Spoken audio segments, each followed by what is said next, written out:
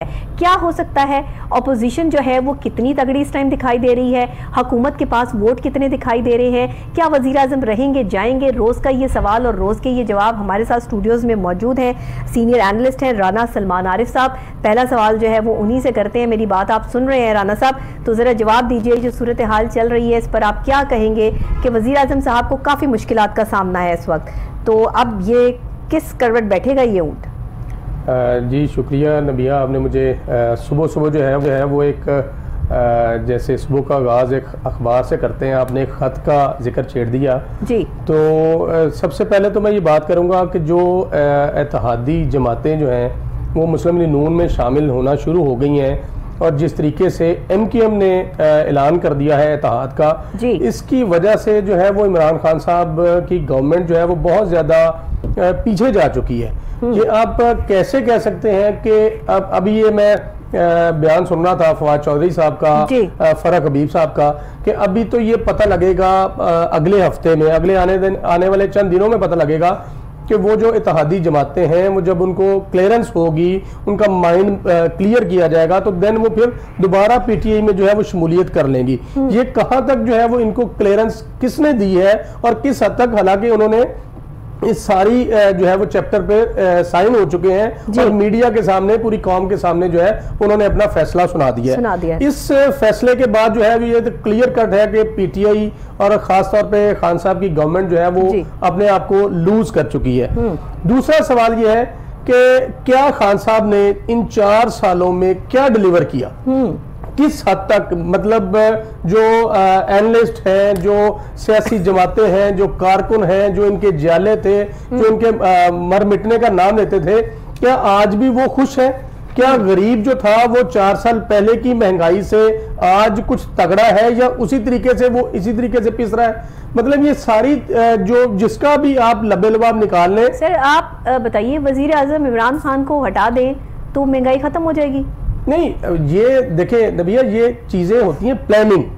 जब आप प्लानिंग ही नहीं कर पा रहे, महंगाई तो हर दौर में है ना, महंगाई तो हर हुकूमत ने की। कौन सी ऐसी हुकूमत है आप मुझे बताइए? महंगाई के अलावा बात है प्लानिंग की।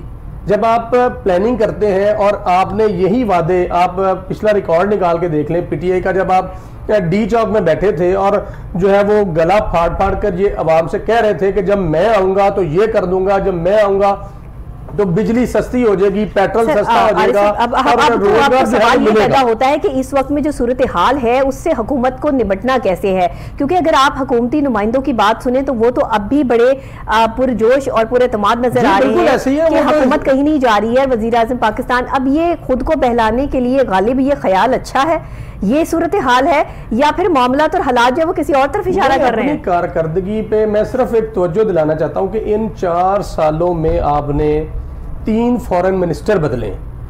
क्या ये अक्लमंदी है, या ये आलमी साजिश है, या आपको बैरूनी ताकतों का जो है वो एक प्रेशर था कि आप 3-4 सालों में जो है वो 3 फॉरेन मिनिस्टर बदल लें? ये फॉरेन मिनिस्टर बदलने का मतलब आप समझती हैं कि वो किस तरीके से, किस टाइम पे, कैसे जो इस वक्त हमारा इशू है ना, वो हमारा ये इशू नहीं है। मैं आपसे जो सवाल कर रही हूँ वो ये है कि इस वक्त वजीर आजम, किसी भी मुल्क का करंट वजीर आजम जिसको एक धमकी अमेज खत मौसूल होता है और वो भी बैरूनी ताकतों की तरफ से मौसूल होता है, आखिर इसके पीछे क्या रीजन है? और साथ ही तरीके अदम एतमाद भी जो है वो चल रही है मुल्क में, अपोजिशन की तमाम पार्टीज भी जो है वो इकट्ठी हो गई है, एक ही शख्स को गिरा कर जो है वो महंगाई भी खत्म कर देंगे और पाकिस्तान का नाम भी रोशन हो जाएगा और अवाम में जो है वो सारी तब्दीलियां भी रोनुमा हो जाएंगी। ऐसा पहले तो 35 सालों में मुझे देखने को नहीं मिला। आप अगर आपने कहीं देखा है तो मुझे बता दीजिए, लेकिन अब सूरत हाल क्या है? हुकूमत अगर इस वक्त जो है वो दबी हुई है या प्रॉब्लम का शिकार है तो ऑपोजिशन के पास नंबर तगड़े नहीं है।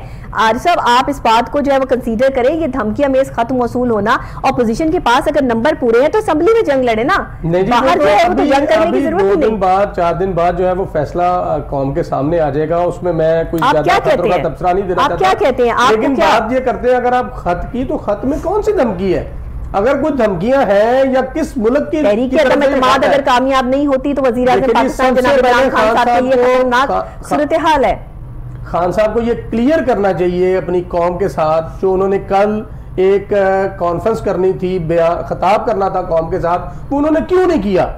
सारी कौम जो है वो इंतजार में थी कि खान साहब कोई ऐसी बात बताएंगे कोई ऐसा नया नारा लगाएंगे। अब देखिए सारी चीजें तो क्लियर हो गई ना, वज़ीर आज़म के मामला सारे क्लियर हो गए। जब सहाफियों से गुफ्तगू हो गई, खत के बारे में तमाम बता दिया, मीडिया को तमाम चीजें पता चल गया, उसके बाद तो वज़ीर आज़म की मर्जी है कि वो खिताब करें या ना करें। कोई क्लियरेंस नहीं है, खत में जो बातें लिखी गई हैं उसकी कोई वजाहत नहीं है। आईनी तौर पर तो वो खत ऐसे अयान नहीं किया जा सकता। किस कंट्री का खत है, किसने लिखा है, किस मिनिस्टर ने लिखा है? मेरी इंफॉर्मेशन के मुताबिक जो है वो एक जो है वो कॉफी शॉप में बैठ के ये खत लिखा गया है और कोई इंपॉर्टेंट पर्सन नहीं है जिसने ये खत लिखा है और कोई साहब की मुलाकात खत दिखाया गया, साथ ही ये खत जो है वो सीनियर सहाफियों को दिखाया गया और साथ ही सुप्रीम कोर्ट में जो है वो इस खत को पेश करने की बात की गई। बात की गई, लेकिन इसकी क्लियरेंस नहीं दी गई, इसको वाजे नहीं किया गया। कल खान साहब को चाहिए था, नहीं मिलती सुप्रीम कोर्ट में जो है वो मिलेगी। आईनी तौर पर भी तो कुछ मामला होते हैं ना जो ऑन एंड ऑन जो है वो अवाम के सामने नहीं रखे जा सकते, लेकिन फिर भी वज़ीर आज़म ने उसमें जो बातें की हैं वो सारी की सारी जो है वो बताई हैं, किस तरह उनको धमकियां मेज खत मौसूल हुआ है। ये इससे बड़ी बात और क्या होगी कि करंट वज़ीर आज़म इस तरह से, हमारे पहले भी वज़ीर आज़म को जो वो धमकियां मेज खत मौसूल होते रहे हैं, क्या हमेशा से पाकिस्तान जो है वो गुलामी की जिंदगी गुजारते रहेंगे? अच्छा, मैं आपको बताता हूँ, इस तरह के खत की अगर हम अगर इस्लामोफोबिया की बात करें, हम अगर मुस्लिम उम्मा की बात करें, तो हम OIC का इजलास अगर हम बुला लें, उसकी मेजबानी करें, तो हम पर जो है वो धमकियां मेज खत मौसूल होना शुरू हो जाए। जी, मैं अपनी बात कंप्लीट कर लूँ। वो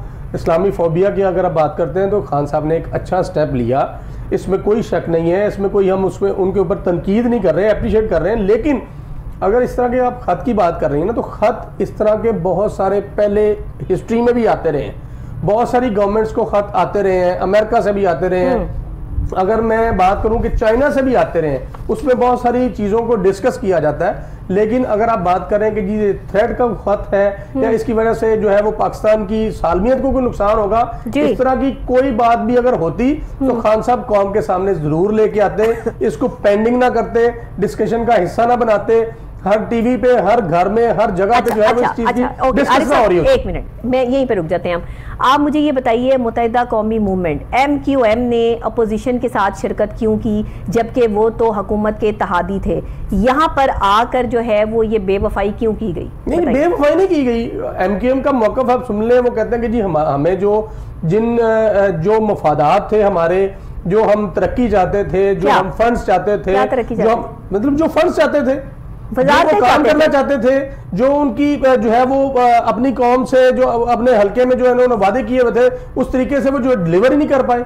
जब गवर्नमेंट ने उनको 4 साल सिर्फ जो है वो 2000 लगाई मौजूद थी, उससे भी ये मुस्ताफी हो गए, वो भी जो है वो छोड़ दी गई हैं, जाहिर है कि वो साइड पर जो है वो हो गए हैं। लेकिन मजीद वजारतें देने की जो बात, जो डिमांड्स की जा रही थी, जाहिर है कि हुकूमत को बहुत सारी चीजें जो है वो देखनी होती हैं। सिर्फ MQM की बात नहीं है, और भी बहुत सारे लोग निकलेंगे जो PTI से निकल के अभी दूसरी जमातों में जाएंगे।